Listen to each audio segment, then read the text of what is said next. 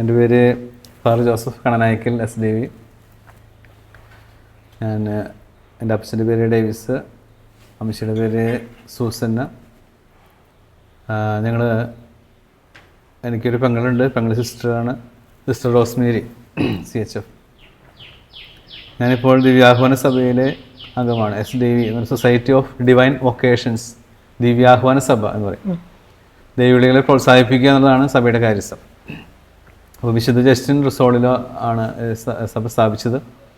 ഞാൻ ചെറുപ്പത്തിൽ 4ാം ക്ലാസ്സിലൊക്കെ പഠിക്കുന്ന അവസരത്തിലൊക്കെ തിരുബാലസഖ്യം കുഞ്ഞു കുട്ടികൾക്കുള്ള ഒരു സംഘടനയാണ്.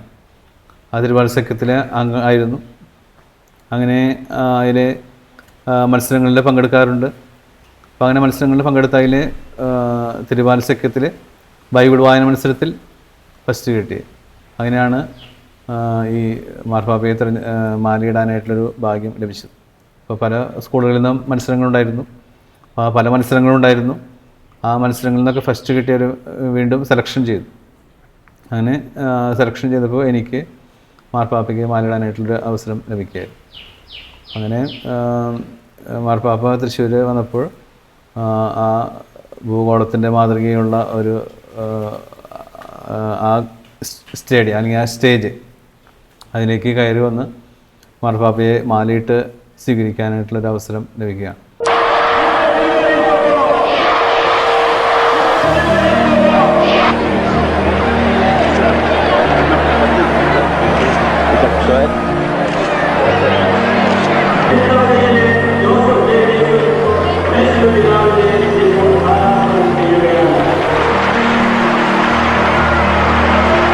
ശരിക്കും പറഞ്ഞാൽ അന്ന് വളരെ എക്സൈറ്റഡ് ആണ്.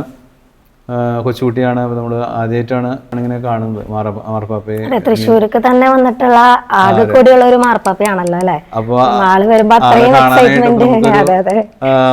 ആദ്യമായിട്ടാണ് ഇങ്ങനെ ഒരു കാണുക. അപ്പോൾ നമ്മൾ തലേദിവസം ഇതിൻ്റെ റിഹേഴ്സലൊക്കെ നടത്തിയിരുന്നു. മാലയിട്ട് അതായത് കുണ്ടുകുളം പിതാവിൻ്റെ നേതൃത്വത്തിൽ കുണ്ടുകുളം പിതാവ് മാർപ്പാപ്പ പോലെ ഇരുന്നിട്ട് ഞങ്ങൾ മാലയിട്ട് പഠിച്ചിരുന്നു. അപ്പോൾ മാല ഇടാനായിട്ട്, അപ്പോൾ അതിന് മുമ്പ് മാർപ്പാപ്പയ്ക്ക് മാല ഇടാനായിട്ടുള്ള സമയത്ത് മാർപ്പാപ്പയുടെ മാതൃഭാഷ, മാർപ്പാപ്പ പോളണ്ടുകാരനാണ്. അപ്പോൾ പോളിഷ് ഭാഷയിൽ നേഹ് പഞ്ച പഫലോനെ യേസുസ് ക്രിസ്തുസ് എന്ന് പറഞ്ഞുകൊണ്ട് മാർപ്പാപ്പയെ മാലയിടുകയുണ്ടായത്. അങ്ങനെ വാട്ട്സ് യുവർ നെയിം എന്ന് ചോദിച്ചു മാർപ്പാപ്പ. അങ്ങനെ മാർപ്പാപ്പ ജോസഫ് എന്ന് പറഞ്ഞു. അങ്ങനെ മാലയിട്ടു. അങ്ങനെ നമ്മൾ മാർപ്പാപ്പയെ നോക്കി കാണാം. ആ പ്രസൻസ് വളരെ സന്തോഷമുള്ളൊരു പ്രസൻസാണ്.